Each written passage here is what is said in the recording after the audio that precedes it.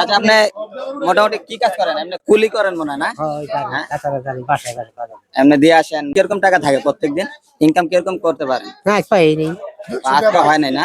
আর এনে তিনটা তো যে কোনো একটা উঠান আপনি। তো চাচা আপনি কি খুলবেন নাকি?